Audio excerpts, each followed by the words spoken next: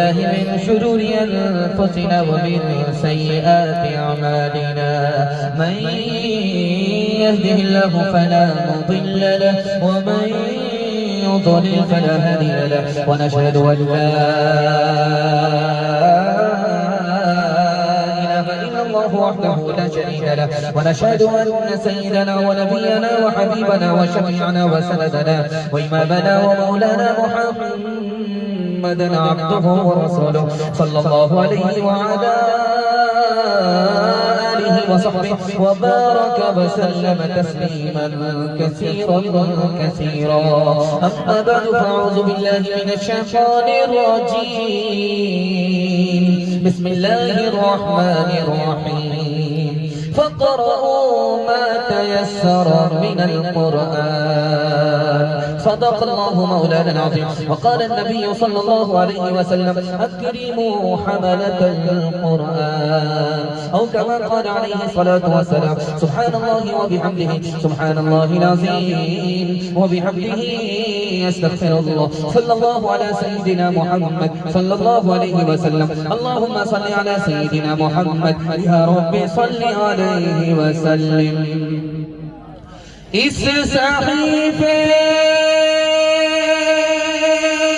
की सहीफा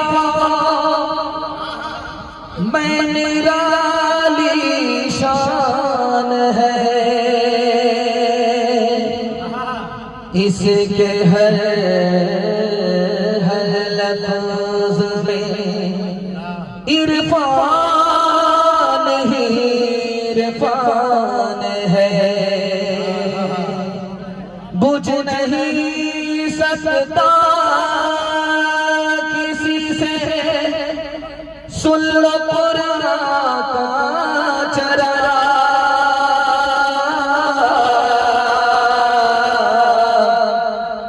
आंधियों खुदा आज़मा लो सामने मैदान है फज़ले खुदा से साहिबे ज़िशान हो गया जो खुश नसीब हाफिज़े कुरान हो गया उसको जला सकेगी न दो ज़ख़ की आग भी महफूज़ जिसके सीने में कुरान हो गया वो वालिदैन हश्र के दिन होंगे ताजदार जिनका दुलारा हाफिज़े कुरान हो गया दस ऐसे आदमी को वो जन्नत दिलाएगा दोज़ख में जिनके जाने का ऐलान हो गया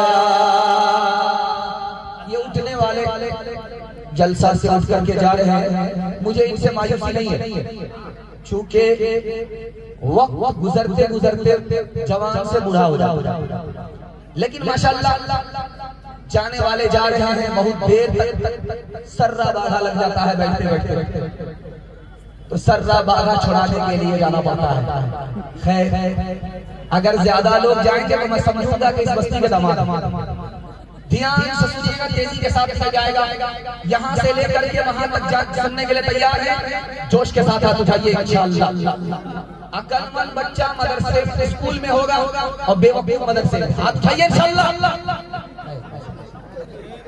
खैर हम पहुंचाएंगे जगह तक आपको पहुंचा 3 सवाल है मैदान शुरू हो रहा है अल्लाह के रसूल पैदल चल रहे हैं और सहाबी सवार हैं सहाबी ने कहा या रसूल अल्लाह ये बहुत बड़ी बेअदबी है आका पैदल चले और गुलाम सवार अल्लाह के रसूल ने क्या जवाब दिया हाफिज कुरान को सामने रखिए मेरा पहला सवाल है दूसरा सवाल है हमारे यहाँ कब्रिस्तान बहुत बड़ा होता है जो मुर्दा जहाँ ले लिया उम्र भर के लिए ले जाता है लेकिन मदीने में कब्रिस्तान बहुत छोटा है हर 6 महीने में पुरानी कब्र को खोद करके नया मुर्दा दाखिल किया जाता है लेकिन मदीने में एक कब्र ऐसी है हर 6 महीने में उसको खोला जाता है, कफन भी महफूज है, लाश भी महफूज है। वो कौन मुर्दा है? ये मेरा दूसरा सवाल है। तीसरा सवाल है, आपका बच्चा हाफिज भी बनेगा, मास्टर भी बनेगा। एक ही बच्चा आपका हाफिज भी बन जाएगा, मास्टर भी बन जाएगा। तरीका मैं बताने के लिए जा रहा हूँ, आपको करना क्या है। हाथ उठाइए, वादा कीजिए, हर काम पहले होगा, निकाह बाद में करेंगे इंशाअल्लाह। आखिरी नमूना आपकी खिदमत में रखने के लिए जा रहा है। बच्चा आया मदरसे में पढ़ने के लिए, मोहल्ले के लोगों ने खाने का इंतजाम नहीं किया। जब बच्चा वापस जाने लगा तो उस्ताद ने कहा, बेटा मदरसे में पढ़ो, खिलाने वाला खुदा है। उसके बाद खुदा ने कैसे इंतजाम किया, ये आखिरी सवाल है। सो करके सुनेंगे, हाथ उठाइए इंशाअल्लाह। खैर आप आधा मुर्दा है, हम उससे बड़ा मुर्दा, मुर्दों का इस्तेमाल होगा। खैर ध्यान से सुनिएगा, तेजी के साथ निकल जाएगा। मेरा पहला सवाल था, अल्लाह के रसूल पैदल चल रहे, सहाबी ऊंट पर सवार, हाथ जोड़ करके कहा ये बड़ी बेअदबी है, आप आका होकर के पैदल चल रहे, मैं गुलाम होकर के सवार हूँ। तो अल्लाह के रसूल ने कहा कि तुम्हारा नबी तुम्हारे एहतराम में पैदल इसलिए चल रहा है कि तुम्हारे सीने में कुरान है। हर 6 महीने में कब्र को खोला, मुर्दा भी महफूज, कफन भी महफूज। जानते हैं वो कौन मुर्दा था? हिंदुस्तान के ही बड़े आलिम थे, मौलाना बदर आलम मेरठी। मदीने में इंतकाल हो गया, दफन हो गए। हर 6 महीने के बाद पुराना मुर्दा खत्म हो जाता है, लेकिन हर 6 महीने में कब्र को खोद करके देखा जाता है तो मुर्दा महफूज है। बेटे से पूछा कि बाप क्या है, कि तुम्हारे बाप का जिस्म भी महफूज है, कफन भी महफूज है। तो कितनी प्यारी बात कही गई कि मेरा बाप बूढ़ा था, पैर फैला करके बैठता था, पैर में दर्द की वजह से अगर कोई हाफिज़ कुरान बच्चा सामने बैठ गया तो मेरा बाप पैर समेट लेता था, लाख दर्द हो। हाफिज़ कुरान के एहतराम का सदका है कि ज़माना हो गया, दफन हुए, कफन भी महफूज है, लाश भी महफूज है। एक ही बच्चा आपका हाफिज भी बनेगा और मास्टर भी बनेगा। तरीका क्या है? 5 साल अपने बच्चे को आप स्कूल में पढ़ाइए। 5 साल जब स्कूल में पढ़ ले तो स्कूल से निकालिए, 3 साल के लिए आप मदरसे में दाखिल करिए। 3 साल में आपका बच्चा हाफिज बन जाएगा। और जानते हैं उसका दिमाग कितना तेज होगा? जैसे पत्थर पर चाकू तेज होता है, उसी तरह उसका दिमाग तेज हो जाएगा।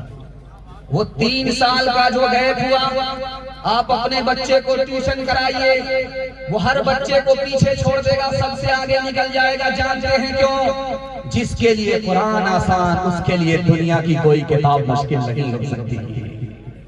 बच्चा पढ़ने के लिए आया, मोहल्ले के लोगों ने खाने का इंतजाम नहीं किया, बच्चा जाने लगा तो उस्ताद ने कहा खिलाने वाला ऊपर बैठा हुआ है।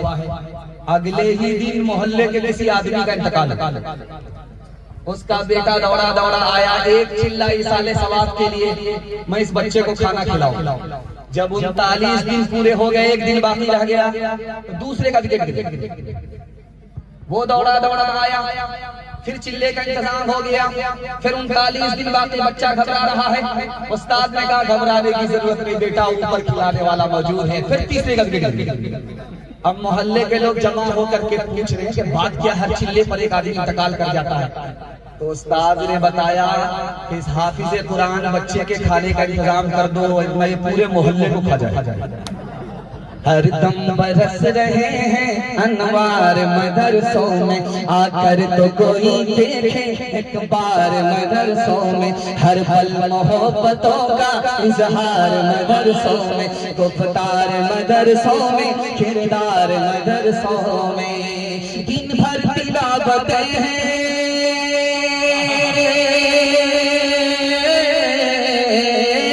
दिन भर तिलावतें हैं, सब पर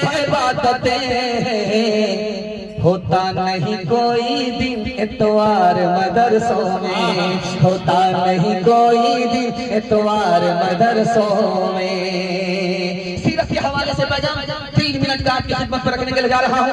आप लोग सुनने के लिए तैयार हैं? जोश के साथ हाथ उठाइए इंशाअल्लाह। बीवी से पूछ करके दाढ़ी रखेंगे, हाथ उठाइए इंशाअल्लाह। खैर माशाअल्लाह। अल्लाह के रसूल पर आसमान से अल्लाह का पैगाम कितनी बार आया? आपको सुनकर के हैरत होगी। आदम अलैहिस्सलाम पर आसमान से अल्लाह का पैगाम कितनी बार आया? सिर्फ 13 बार। हजरत ईसा के ऊपर 12 बार, हजरत इदरीस के ऊपर 4 बार, हजरत इब्राहिम के ऊपर 42 बार, हजरत मूसा के ऊपर 500 बार। हमारे नबी ने नबूवत के ऐलान के बाद वफात तक 23 साल का जमाना काटा। 23 साल के अरसे में हमारे नबी के ऊपर आसमान से अल्लाह का पैगाम कितनी बार आया? 24,000 बार। दस्तरखान लगा, खाना खाने के बाद उसको साफ करना था, तो सहाबी के चूल्हे में डाल, चूल्हे से दस्तरखान सलामत आया, जलकर राख। तो मेजबान मेहमान ने कहा कि ये तो जिंदा करामत, ये जिंदा करामत नहीं है, ये जिंदा मौजिज़ा है। इस दस्तरखान पर हमारे नबी ने खाना खाया, और जब खाना खा करके फारिग हुए तो अपने हाथ को, दस्ते मुबारक को इस दस्तरखान से पोंछा। नबी के लम्स का सदका है कि चूल्हे से भी दस्तरखान सलामत आ गया, चल चल बात नहीं हुआ। मुशायरा चल रहा था, ईसाई शायर एक तरफ, मुसलमान शायर एक तरफ। ईसाई शायर आकर के एक मिसरा पढ़ा कि मोहम्मद सल्लल्लाहु अलैहि वसल्लम नीचे हैं और हजरत ईसा ऊपर हैं। जो ऊपर होता है उसका मर्तबा बड़ा होता है। मोहम्मद सल्लल्लाहु अलैहि वसल्लम से बड़ा मर्तबा हजरत ईसा का है। और दूसरी बात कहा कि हजरत ईसा जाग रहे हैं और मोहम्मद सो रहे हैं। सोने वाले से बड़ा रुतबा जागने वाले का होता है। उसने ये मिसरा पढ़ा, मोहम्मद तो ज़मी है में गुमा है, मोहम्मद तो ज़मी में बेगुमा है। फलक पर इब्ने मरियम का मकान है, जो ऊंचा है वही ऊंचा रहेगा, जो ऊंचा है वही ऊंचा रहेगा, जो नीचे है भला फजल कहाँ है, जो नीचे है भला फजल कहाँ है। अब मुसलमान आया, 100 चोट सोनार की 1 चोट जोहार। मुसलमान ने कहा, तुमने कहा कि मोहम्मद नीचे है, रुतबा छोटा है, हजरत ईसा ऊपर है, रुतबा बड़ा है। रे बेवकूफ, तुमने तराजू को नहीं देखा। तराजू को जो उठाता है उसको पता चल जाता है कि ऊपर कौन होता है, नीचे कौन होता है। तराजू को उठा कर देखना दा, तराजू को उठा कर देखना दा, तराजू को उठा कर देखना दा, तराजू को उठा कर देखना दा। वही झुकता है जो पलरा गरा है, वही झुकता है जो पलरा गरा है। दुआ का से आज कमा रहा है, खुशी का मुबारक मकाम आ रहा है। ये कौना इंसान में कामिल ज़मीं पर बस इज़्ज़त है तेरा आ रहा है। ये किस ज़ात बेहद की है आमद, फरिश्तों का हम सलाम आ रहा है। ये कौना इंसान में कामिल ज़मीं पर बशारत रसूलों ने दिया कि जिसकी वो लेकर खुदा का पैगाम आ रहा है, वो लेकर खुदा का पैगाम आ रहा है। खुदा की अज़मत नबी के दिल में ये दूसरा पैगाम आपकी खिदमत में रखने के लिए जा रहा, सुनने के लिए तैयार है? जोश के साथ हाथ उठा दीजिए इंशाअल्लाह। जलसे में जब 12 बज जाता है उसके बाद लोग रुक जाते हैं, तो समझ जाइए जलसे की करामत। चूंकि मेडिकल साइंस कहती है खा पी करके जब आदमी बैठता है जलसा सुनने के लिए तो 45 मिनट दिमाग काम करता है, उसके बाद दिमाग भ्रष्ट हो जाता है। अब बताइए हिम्मत की बात है कि आप लोग कब से बैठे? आपकी हिम्मत को मैं सलाम करता हूं, दिल से दुआ करता हूं अल्लाह आपकी रोजी में भी बरकत दे, रोजगार में भी बरकत दे। 3 मिनट का पैगाम सुनने के लिए जोश के साथ तैयार है? हाथ उठाइए इंशाअल्लाह। हमारे नबी ने पूरी जिंदगी में आजान नहीं दी है, दूसरे से आजान दिलवाई। जानते हैं क्यों? नबी को उम्मत से इतनी मोहब्बत। अगर नबी आजान देते तो कहते हय्या अलस सलाह, आओ नमाज की तरफ। नबी अगर आजान देते तो कहते हय्या अलस सलाह, आओ नमाज की तरफ। अगर उम्मती नहीं आता तो डायरेक्ट गुनहगार हो जाता, खुदा की पकड़ आ जाती। अपने उम्मती को खुदा की पकड़ से बचाया, दूसरे से आजान दिलवाई, खुद आजान दिलवाई। आजान हो रही थी, बीवी सामने आई तो बीवी से पूछा तुम कौन हो? कहा मैं आयशा। कहा कौन आयशा? अबू बकर की बेटी। कहा कौन अबू बकर? वो कहाफा की बेटी। कहा कौन अबू कहाफा? डर के मारे। बाद में आकर के पूछा या रसूल अल्लाह आपने अपनी बीवी को नहीं पहचाना? तो अल्लाह के रसूल ने कहा है आयशा जब मस्जिद से आजान की सदा आती है तो मैं किसी को नहीं पहचानता, सिर्फ खुदा को पहचानता। तीसरे नमूने को बहुत ध्यान सुनिएगा कि जलसा खत्म होगा, लोग चले जाएंगे घर। सोने का पहला तरीका होगा यूं सो जाएंगे, पीठ नीचे और पेट ऊपर। ये सुन्नत के खिलाफ। क्यों? ये हारने वाले की हालत है। जब अखाड़े में पहलवान लड़ता है, जो 4 चित हो गया वो हार जाता है। नबी ने अपने उम्मत के लिए हारने की हालत को पसंद नहीं किया, इसलिए चित सोना सुन्नत के खिलाफ। दूसरा तरीका सोने का है कि आदमी पेट के बल सो रहा है, पीठ ऊपर है, पेट नीचे है, ये भी सुन्नत के खिलाफ है।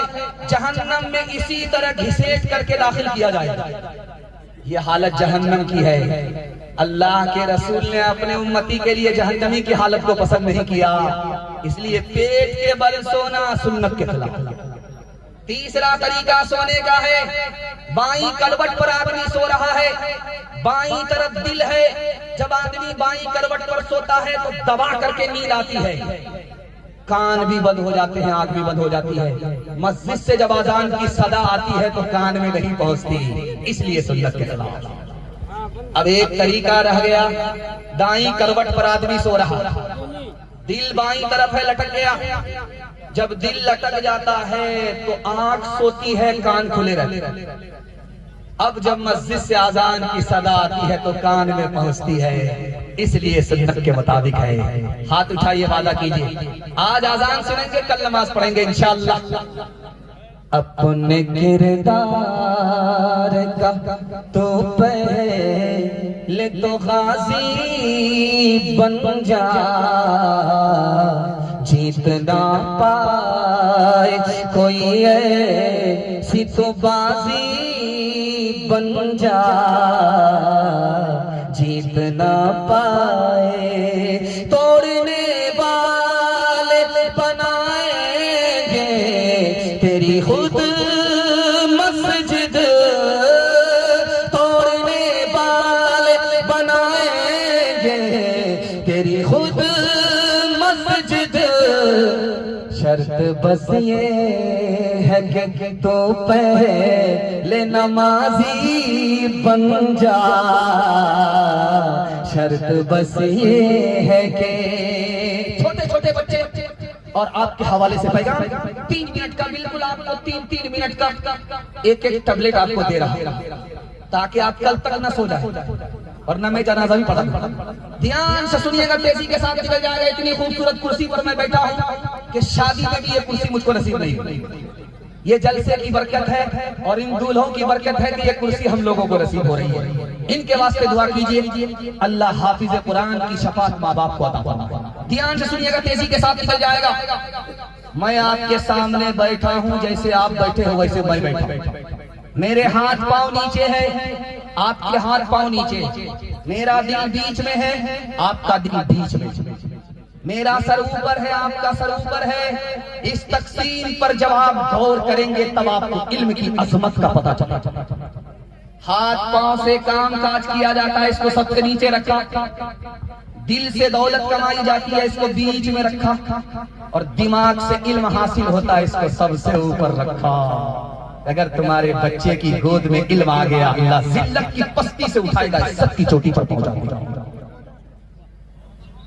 आप अपने बच्चे पर 3 एहसान करते। पहला एहसान ये करते हैं, अच्छा खाना खिलाते हैं, बच्चे भूल जाएंगे, याद नहीं रखेंगे। दूसरा एहसान आप अपने बच्चे के ऊपर करते हैं, अच्छा कपड़ा पहनाते हैं, बच्चे भूल जाएंगे, याद नहीं रखेंगे। बच्चे के लिए आप तीसरा एहसान करते हैं, अच्छा मकान बनाते हैं, बच्चे भूल जाएंगे। जब इन बच्चों का जमाना आएगा, आपका बनाया हुआ मकान मकबरा बन जाएगा और ये बच्चे उजाड़ करके फेंक देंगे, शीश महल बनाएंगे, मकान के एहसान को भूल जाएंगे। लेकिन किताबों में लिखता है, एक एहसान कर दीजिए, बच्चे जिंदगी भर याद रखेंगे। आप जाहिल रहे कोई फर्क नहीं पड़ता, अपने बच्चे को पढ़ा लिखा दीजिए, जिंदगी भर एहसान याद रखें। एक मिसाल पर पैगाम खत्म कर रहा हूं, आप लोग सुनने के लिए तैयार हैं? एक बार जोश के साथ हाथ उठाइए, इंशाअल्लाह। दाया बाया होता रहेगा। हम सब यहाँ कन्या के भी मामू है, दूल्हा के भी मामू है, क्योंकि सबसे बड़ा स्टेज जो संभाले हुआ है नाज़िमे जलसा, ये खुद दिल खैराबादी साहब के बच्चों के मामले। ध्यान से सुनिएगा, तेजी के साथ निकल जाएगा। सारी खुदाई एक तरफ, जोरू का भाई है। आप अपने बच्चे के हाथ से मोबाइल लेना चाहते हैं, छुड़ाना चाहते हैं, उसका तरीका बता दें।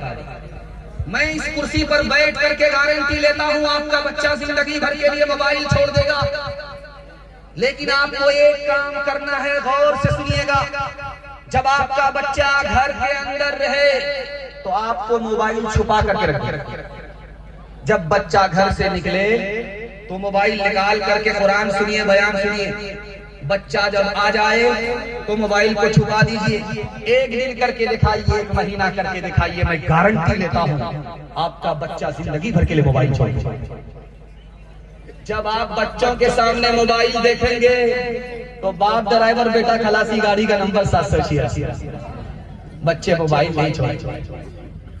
एक बादशाह था, उसको 3 वजीर थे, बिहारी, बंगाली, पंजाबी। तीनों झगड़ा कर काम कम करते थे, झगड़ा। तो बादशाह ने सोचा कि इम्तिहान ले लेते हैं, जो पास करेगा उसको रखेंगे, जो फेल करेगा उसको बर्खास्त। बिहारी से पूछा कि तुमको क्या पसंद है? मुझे बैर पसंद, गाले कर ले। बंगाली से पूछा कि तुमको क्या पसंद है? मुझे मालदा आम पसंद है, गाले कर ले। पंजाबी से पूछा कि तुमको क्या पसंद है? मुझे कटहल पसंद है, गाले कर ले। तीनों लाइन से लग गए। बिहारी का इम्तिहान हो रहा। बादशाह ने कहा, बैर कैसे खाते हैं? कहा, हुजूर गुठली निकालते हैं, छिलका फेंकते हैं, चबा करके खाते। देखो इम्तिहान चल रहा, गुठली भी नहीं निकाल सकते, छिलका भी नहीं फेंक सकते और चबाने की भी इजाजत नहीं है। निगल करके बैर पास करना होगा। बैर पास, इम्तिहान पास, बैर अटका, यहां से बर्खास्त। अब हाइब्रिड बैर था, लंबा बैर था, सुडवा बैर था। मुंह में जो गया तो अटक गया तो रोने लगा। उसके बाद जो खोखी की तो दोबारा मुंह में बैर वापिस आया तो हंसने लगा। बादशाह को हैरत हुई, इसका रोना तो समझ में आता है और हंसना समझ में नहीं आता। उसने कहा, ओ नालायक, मौत के डर से रोते हो ये तो समझ में आता है, लेकिन हंसते क्यों हो? तो कहा, हुजूर हंसने की वजह यह है कि छोटे से बैर में मेरा ये हाल हो रहा है, ये आम कटहल वाले का क्या हाल है। छोटे से स्क्रीन टच मोबाइल ने बाप को हनुमान बनाया, बंदर बनाया। बेटे को हनुमान बनाएगा कि नहीं बनाएगा? ऐ मेरे नन्हे गुलफाम, मेरी नींदें तेरे नाम। ऐ मेरे नन्हे गुलफाम, मेरी नींदें तेरे नाम। तेरा बचपन पाक रहे, तेरा बचपन पाक रहे, मुझ पे तो है 100 इल्जाम। ऐ मेरे नन्हे गुलफाम, मेरी नींदें तेरे नाम। किसका बड़ा तुझ पे साया, किसने ये रास्ता दिखलाया? किसका बड़ा तुझ पे साया, किसने ये रास्ता दिखलाया? कौन तुझे उस घर में लाया, कौन तुझे उस घर में लाया? वो घर है रुसवा बदनाम। ऐ मेरे नन्हे गुलफाम, मेरी नींदें तेरे नाम। दुनिया और आखिरत के हवाले से 3 मिनट का पैगाम आपकी खिदमत में रखने के लिए जा रहा हूँ। बहुत खूबसूरत जलसा है। जो लोग जलसा देखने वाले थे वो देखने आए और चले गए। जो जलसा सुनने वाले हैं माशाअल्लाह रात की नींद की कुर्बानी दे रहे हैं। अल्लाह आपकी कुर्बानी को कबूल फरमाए। अल्लाह दीन और दुनिया दोनों की भलाई से आपको माला माल। इस जलसे में नौजवान कौन है, जवान कौन है, अधेड़ कौन है बताने के लिए जा रहे हैं। दिल साहब खड़े हुए थे। दिल साहब की दाढ़ी काली थी, बड़े बड़े को धोखा हो जाता। लेकिन दिल साहब हैं क्या? नौजवान है, जवान है, बूढ़े हैं, अधेड़ है, क्या? इसको भी आपको जानना है। इस मजमे में नौजवान कौन है, जवान कौन है, अधेड़ कौन है, ये दिखाने के लिए जा रहे हैं। जिसकी उम्र 30 साल है वो नौजवान है, और जिसकी उम्र 40 साल है वो नौजवान नहीं है, जवान है। और जिसकी उम्र 50 साल है वो नौजवान भी नहीं है, जवान भी नहीं है, अधेड़ है। कन्या का मामू दूल्हा का मामू 50-50 है। और अगर 50 पर 1 का इजाफा हो गया तो अब नौजवान भी नहीं, जवान भी नहीं, अधेड़ भी नहीं, बूढ़ा हो गया। इंसान की जिंदगी कितनी छोटी होती है। पूरी दुनिया में 232 मुल्क हैं। 232 मुल्क पर दुनिया खत्म हो जाती। पूरी दुनिया में जमीन कितनी है? 13 करोड़ मुरब्बा मील जमीन है। 13 करोड़ मुरब्बा मील जमीन पर जमीन खत्म हो जाती है। पूरी दुनिया में जबान कितनी बोली जाती? 3064 जबान पूरी दुनिया में बोली जाती है। 3064 जबान पर दुनिया खत्म हो जाती है। पूरी दुनिया में 300 हिस्से में पानी ही पानी है। 190 हिस्से में याजूज माजूज बसे हुए। सिर्फ 10 हिस्से में इतनी छोटी दुनिया में हम आबाद हैं। एक मिसाल है, पैगाम खत्म कर रहा हूं। गरीब आदमी बीमार डॉक्टर के पास आकर के हाथ जोड़ करके कहता है गरीब आदमी है, फ्री में इलाज कर दीजिए, आज मेरे काम आ जाइए, कल मैं आपके काम आ जाऊंगा। तो डॉक्टर साहब के कान खड़े हुए, तू मेरे काम कैसे आ सकता? कहा कि मैं आपके काम आ जाऊंगा। कहा तू क्या काम करता है? तो मरीज ने कहा सबसे बड़ा काम तो मैं ही करता। जब बस्ती में किसी का जनाजा उठता है तो कब्र में ही बनाता।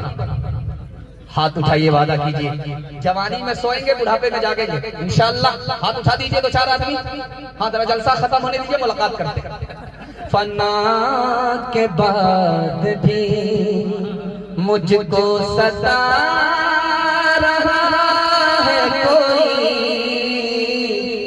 फना के बाद भी मुझको सता रहा है कोई, निशान कब्र का मेरा मिटा रहा है कोई, निशान कब्र का ऐ खुदा मुझको थोड़ी सी जिंदगी दे दे, उदास मेरे जनाजे से जा रहा है कोई, फना के बाद भी। मैं देख रहा हूँ मर्दों का मजमा है, चूंकि दाद मिल रही है, बहुत बड़ी हस्ती से दाद मिल रही है। और ये छोटी मोटी हस्ती नहीं है, ये वजन के एतबार से भी भारी भरकम है, आवाज के एतबार से भी भारी भरकम है, और माल के एतबार से भी भारी भरकम है। लेकिन आप इनका लिफाफा कम मत कीजिएगा, वरना ये बहुत जल्दी घट जाएगा, वजन घट जाएगा। ध्यान से सुनिएगा, तेजी के साथ निकल जाएगा। ये माँ बहनों का मजमा है। आपको दिखाने के लिए जा रहा हूं जो लड़का शादी करता है वो कैसा होता है, और लड़के का बाप कैसा होता है, और लड़के की माँ कैसी होती। इस किरदार को सामने रखने के लिए जा रहा हूं। अगर मुझे टाइम नहीं मिलता, 3 मिनट का टाइम मिलता, तो ये पैगाम सुनाता। अगर आप इसकी हिफाजत करते तो मैं जमानत लेता कि जलसा कामयाब हो। ध्यान से सुनिएगा, निकाह इतना आसान है कि जुमा का दिन हो या ना हो निकाह हो जाता। निकाह इतना आसान है, खुतबा हो या ना हो निकाह हो जाता है।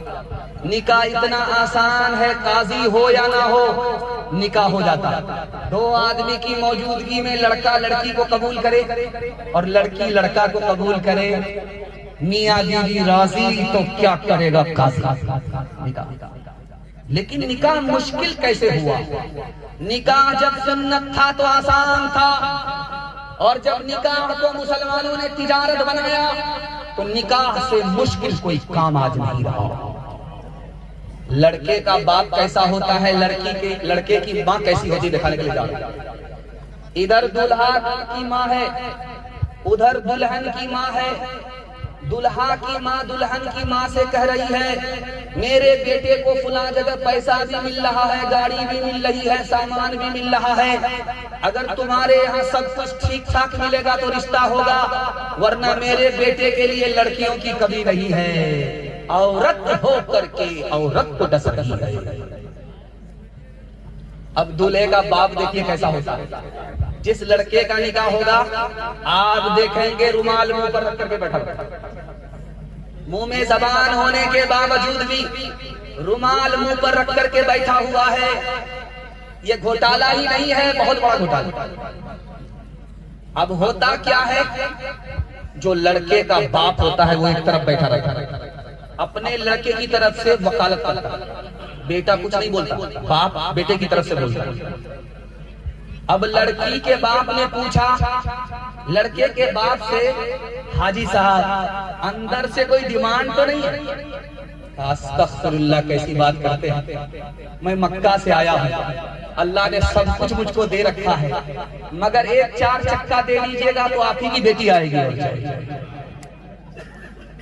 कितना बड़ा सियाना है, काम भी निकालना चाह रहा, बदनाम भी नहीं होना चाह रहा। आज से मैं एक सवाल करता हूं, दिल पर हाथ रख करके बताइए, ये जो 4 चक्का मिला है किसको मिला? बेटी दामाद। ये जो गाड़ी मिली किसको? बेटी दामाद। ये सामान मिला बेटी दामाद को, और ये भैंस मिली किसको? बेटी दामाद को। इस बानर बाप को क्या मिला? नाना की हुंडी। ये दूसरे की दुनिया बना रहा है, अपनी आखिरत। अब लड़का कैसा होता है दिखा रहा है। कल बारात जाने वाली है, लड़का लड़की को फोन करता है कि तुम्हारे बाप ने 4 चक्का देने का वादा किया है, कल बारात जाने वाली है, खरीदा है कि नहीं? तो लड़की ने तसल्ली दिया, घबराते क्यों हैं, जब बेटी दे रहा है नगद तो उधार में गाड़ी भी दे देगी। लड़का खिसिया करके बोला कि तेरे बाप की औकात नहीं है 4 चक्का देने। तो लड़की ने भी खिसिया करके कहा कि मेरे बाप की तो औकात है हवाई जहाज देने की, तुम बताओ कि तुम्हारे बाप की औकात है एयरपोर्ट बनाने की? हलवाई की दुकान नाना जी का फाजी। हल न पूछे दर्द न बाटे इस जंगल के लोग, अपना अपना सुख है सबका, अपना अपना सो।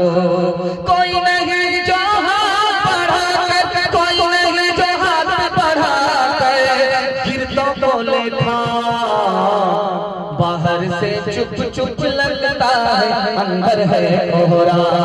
बाहर से चुप चुप लगता है, अंदर है कोहरा।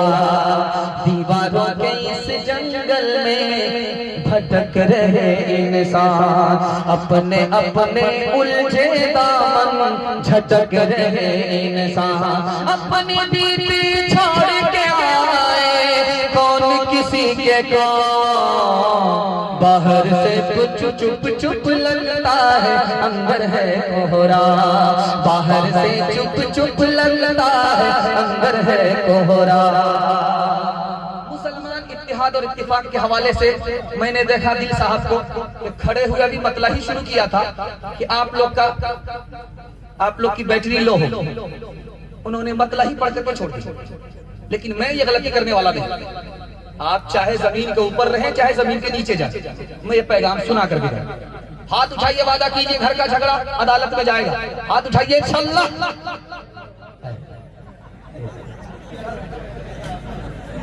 इस हिंदुस्तान में, इस पूरे हिंदुस्तान में सिर्फ 3 समाज को तरक्की है, 3 समाज तरक्की कर रहा है, उसमें मुसलमान नहीं। जानते हैं पहला समाज कौन है? मरवाड़ी।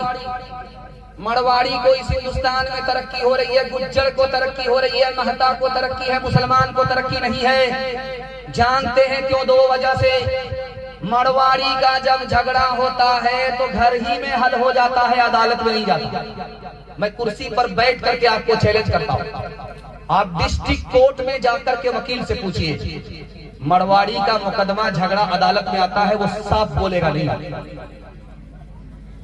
और आप डिस्ट्रिक्ट कोर्ट में जाकर के मुसलमान का मुकदमा पूछिए कि डोरी एक्ट मुकदमा मुसलमानों का कितना चल रहा है, तो 2011 की रिपोर्ट है 33 हजार मुसलमानों का डोरी एक्ट अदालत में पहुंचा हुआ है। इस घर को आग लग गई, घर के चक्कर से। मरवाड़ी को तरक्की क्यों है? दूसरी वजह लिखी, जब एक मरवाड़ी नीचे जाता है तो सब लोग मिल करके उसको संभाल, 100 मर्तबा नीचे जाएगा, 100 मर्तबा संभालेंगे। और गलती से अगर कोई मुसलमान ऊपर जा रहा है तो उसकी टांग पकड़ करके नीचे लाते हैं, बेटा इतनी जल्दी ऊपर जाने की जरूरत नहीं है, बराबर में। काजी मुजाहिदुल इस्लाम साहब अल्लाह को प्यारे हो गए, दुआ कीजिए अल्लाह उनकी कब्र को नूर से भर दे। वो कहते थे कि मुसलमानों का हाल देखना है तो कुत्ता और घोड़े का हाल देख लो। कुत्ता से घोड़े ने कहा कि जब मैं टाप मारता हूं तो मेरे पैर की धूल आसमान को चली जाती है। तो कुत्ता बोला कि ये कोई खूबी नहीं है, इससे बढ़कर के खूबी मैं रखता हूं, जब मैं दौड़ता हूं तो मेरे पैर की धूल अर्श को चली जाती है। तो घोड़े को गुस्सा आया, छोटा मुंह बड़ी बात करता है, ठीक है मुकाबला हो गया। तो कहा सिमर तल्ला से निकलना है, झाझा पास करके जो जमुई निकल जाएगा वो बाजी जीत जाएगा, जो पीछे रह गया वो हार जाएगा। तो सिमर तल्ला का घोड़ा दौड़ करके झाझा पहुंच गया और पलट करके देख रहा है तो जलसे का कुत्ता जलसे ही बैठा। उसने घूम करके आकर के पूछा कि क्यों भाई छोटे मियां, दावे तो बड़े बड़े करते हो, जब दौड़ने की बात आती तो हिम्मत हार करके बैठ जाते हो। कहा यार मैं तो तुमको 2 मिनट में पीछे कर दूंगा, हम तो अपनी कौम से परेशान हैं, हमको तो हमारी कौम ने पीछे कर रखा है। मैं सिमर तल्ला से जैसे दौड़ करके झाझा पहुंचूंगा, झाझा का कुत्ता रोक करके पूछेगा बेटा बॉर्डर क्रॉस कर रहे हो, पासपोर्ट दिखाओ। बांट के खा इस दुनिया में, बांट के बोझ उठाओ, जिस रस्ते में सबका सुख हो वो रास्ता अपनाओ। इस तालीम से बढ़कर जग में कोई नहीं तालीम। कह गए पादर इब्राहिम, कह गए पादर इब्राहिम, कुत्ते से क्या बदला लेना, घर कुत्ते ने काटा, तुमने घर कुत्ते को काटा, क्या भूखा क्या चाटा। तुम इंसान हो यारो कुछ अपनी तो करता भी। कह गए पादर इब्राहिम, कह गए पादर इब्राहिम। स्टेज पर आए और ये सबूत है कि मुसलमान हिंदू भाई चारा को पसंद करते हैं और उसकी हिफाजत करना चाहते हैं। हिंदू मुसलमान के हवाले से पैगाम यहाँ से लेकर के वहां तक सुनने के लिए तैयार हो, जोश के साथ हाथ उठाइए इंशाअल्लाह। अंग्रेज ने हिंदू मुसलमान को 3 तरह से लड़ाया। 1900 ईस्वी में अंग्रेज ने जबान के नाम पर लड़ाया, ऐलान किया अदालत से कि हिंदी सरकारी जबान है, उर्दू सरकारी जबान है। जबान के नाम पर हिंदू को मुसलमान से, मुसलमान को हिंदू से लड़ा।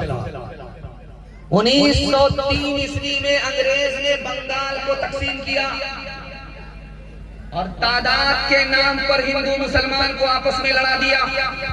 मुसलमानों से कहा कि तुम्हारी तादाद वहां ज्यादा होगी, और हिंदू बिरादराने वतन से कहा कि तुम्हारी तादाद यहाँ ज्यादा होगी। तादाद के नाम पर हिंदू मुसलमान आपस में लड़े।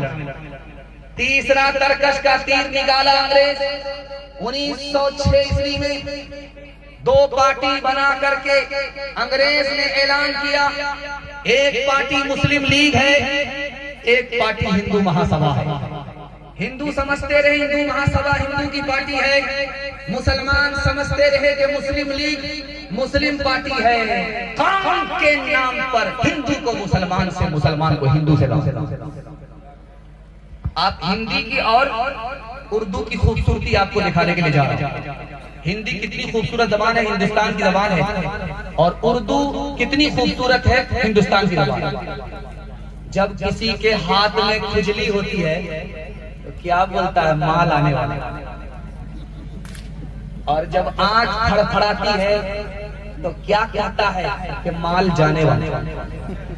ये गलत गलत गलत गलत। इसी तरह एक बात और भी है कि मजलिस में अगर किसी को हिचकी आ गई तो सुनने वाला कहता तुमको कोई याद कर रहा है।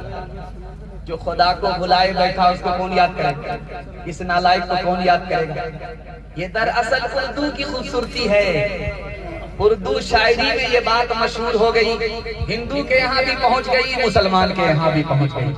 वक्त बर्बाद करता रहता हूँ, रोज फरियाद करता रहता हूँ, हिचकियाँ तुझको आ रही होगी, मैं तुम्हें याद करता रहता हूँ, मैं तुम्हें याद करता रहता हूँ। हिंदुस्तान में एक कहावत मशहूर है कि मोटा आदमी को अगर झाड़ू लगे तो सूख जाता। तो मैं समझता हूँ हर मोटे का मसला हल होगा। 20 झाड़ू सुबह को, 20 झाड़ू शाम को लगता और वो सूख करके चूना बन जाता। लेकिन ये बात गलत है, ऐसा है नहीं। इसी तरह आप देखेंगे जवान को जब गाड़ी चलाता है तो 80 की रफ्तार से गाड़ी चला रहा है, और बिल्ली ने अगर रास्ता काट लिया तो डिस्क ब्रेक मार करके 20 बार इधर थूकता है, 20 बार उधर थूकता है, रास्ते में खतरा होता है। ये बात भी गलत है। बिल्ली मासूम है, बेगुनाह है, गुनहगार तो हम हैं, गुनाह करते हैं, रात दिन तौबा नहीं करते। अगर बला आएगी तो हमारे गुनाह की वजह से आएगी, कसूर अपना है, बिल्ली को हम इल्जाम देते हैं। हिंदी शायरी में इसका कितना खूबसूरत नक्शा है वो मैं आपके सामने रखने के लिए जा रहा हूँ। घर की जले बन में गई, बन में लागी आग, घर की जले बन में गई, बन में लागी आग, बन बेचारा क्या करे, बन बेचारा क्या करे, जो है हमारे भाग, जो है हमारे भाग। एक बहुत खूबसूरत शायरी हिंदी के हवाले से आपके सामने रखने के लिए जा रहा हूँ, ध्यान से इसको सुनिएगा, तेजी के साथ निकल जाएगा। चक्की चलाती थी हमारी माँ बहनें पहले, तो 2 पार्ट होते थे उसमें, और दाना का मुंह होता था। उसमें दाना जाता था, दाना जाता था, आटा बन जाता था। तो चक्की चल रही है, बाप रो रहा है, बेटा हंस रहा है। तो बाप ने कहा गया वंश कबीर का हाय पूत कमाल, ये रोने की जगह मेरा बेटा हंस रहा है तो खानदान का नाम मिट्टी में मिला देगा। तो बेटे ने कहा बाहुदूर, कौवे से ज्यादा कौवे का बच्चा चला। आप रोने की वजह बताइए, मैं हंसने की वजह बताइए। तो बाप ने कहा कि बेटा चक्की में दाना जा रहा था, आटा बन गया, मुझे अपनी मौत याद आ गई कि ये दुनिया चक्की के 2 पार्ट है, आसमान और जमीन, और दाने की जगह इंसान है, ये भी मर करके मिट्टी में मिल जाएगा, मुझको अपनी मौत याद आ गई। तो बेटे ने कहा हुजूर आपका रोना सही है, हमारा हंसना सही है। आपने चक्की के पार्ट को देखा, मुंह को देखा, दाना गया, आटा बन गया, मौत याद आ गई। आपने किले को नहीं देखा जिसको पकड़ करके चक्की चलाई। जो दाना किले से सट जाता है वो पीसा नहीं जाता, जो अल्लाह की रस्सी को पकड़ लेता है वो यहाँ भी आबाद रहता है, वहाँ भी आबाद। चलती चक्की देख कर दिया कबीरा रोज, चलती चक्की देख कर दिया कबीरा रोज, 2 पाटन के बीच में, 2 पाटन के बीच में साबुत बचाना को, साबुत बचाना को, चलती चलती देख कर पिया कमाल भभार, कील सहारे जो रहे, कील सहारे जो रहे, वो बाल बाल बच जाए, वो बाल बाल बच जाए। हवेली झोपड़ी सबका मुकद्दर फूट जाएगा, अगर ये साथ हिंदू मुस्लिमों का छूट जाएगा। दुआ कीजिए कि हमें प्यार के रिश्ते कायम, ये रिश्ते टूट जाएंगे तो भारत टूट जाएगा। ये रिश्ते टूट जाएंगे तो भारत टूट जाएगा। इतनी जल्दी में जलसा खत्म करने के करीब आ गया, मैं भी सोचने में परेशान हूँ कि इतनी जल्दी कैसे आ गया। मोहब्बत से आप सुन रहे हैं, मुझे भी पता नहीं चला, आपको भी पता नहीं चला। अल्लाह हमारे सुनाने को, आपके सुनने को बेहद कबूल फरमाए। सिर्फ 5 मिनट का पैगाम मेरे हिस्से का बाकी रह गया औरतों के हवाले से। आप लोग सुनने के लिए तैयार हैं? जोश के साथ हाथ उठाइए इंशाअल्लाह। औरत को सर पर बिठाएंगे, हाथ उठाइए इंशाअल्लाह। पहली फुर्सत में हुकूमत आपकी चली। अगर आप मालदार आदमी हैं तो बीवी से नौकरी मत करवाइए। बीवी से तो नौकरी वहां की कराई जाती है जहां मर्द से घर चल ही नहीं रहा। लेकिन आप पैसे वाले हैं तो मैं हाथ जोड़ करके आपसे कहता हूं, बीवी से नौकरी मत कराइए। मगरिबी मुफक्किर ने लिखा कि जिस घर से औरत कमाने के लिए, नौकरी के लिए बाहर निकलती है, उस घर का फैमिली सिस्टम तबाह हो जाता है। बच्चे माँ बाप के रहते हुए भी यतीम हो जाते। दूसरे नमूने को बहुत ध्यान से सुनिएगा। जो औरत घर में होती है वो रानी होती है, जो कमाने के लिए जाती है वो नौकरानी हो जाती है।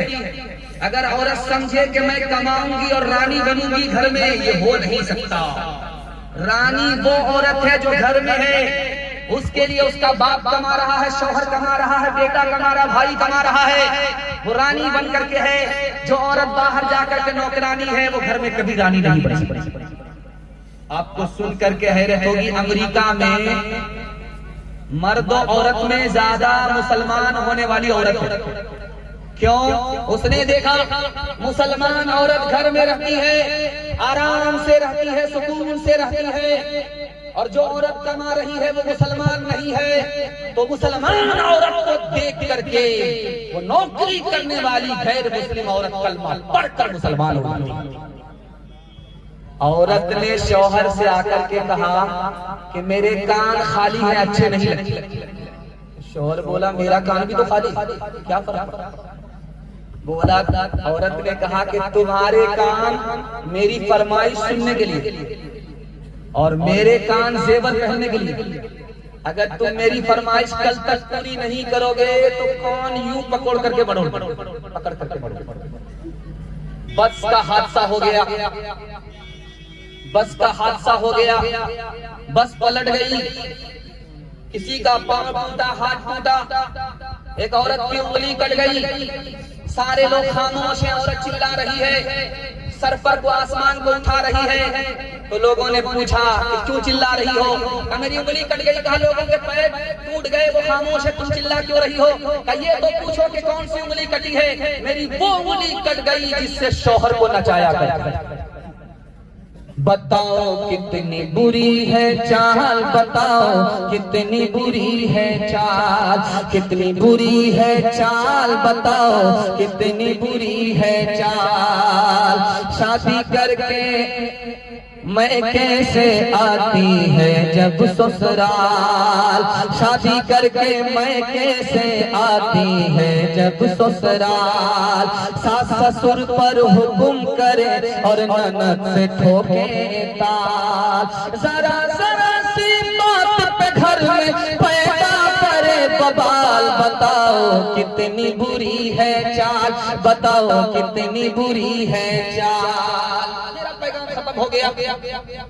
हजरत तशरीफ ला चुके हैं और खुशी की और मसरत की बात यह है कि आपने अपने मेहमान की आबरू का सामान कर लिया।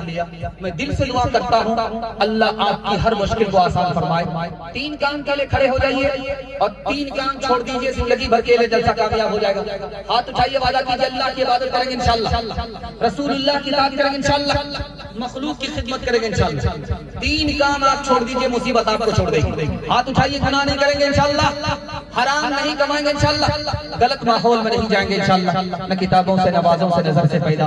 दीन होता है बुजुर्गों की नजर से पैदा, नहीं सिखाई इन्होंने दीन रहकर शेख के घर में, भले कॉलेज के चक्कर में, हमारे साहब के दफ्तर में, फिक्र के चक्कर में तो रोटी भी गई, बड़ी सही साथ में थे तो छोटी भी गई, न मानी बात वाइस थे, पतलून के चक्कर में तो लंगोटी भी गई। वाखिर दावाना अनिल हम्दुलिल्लाह।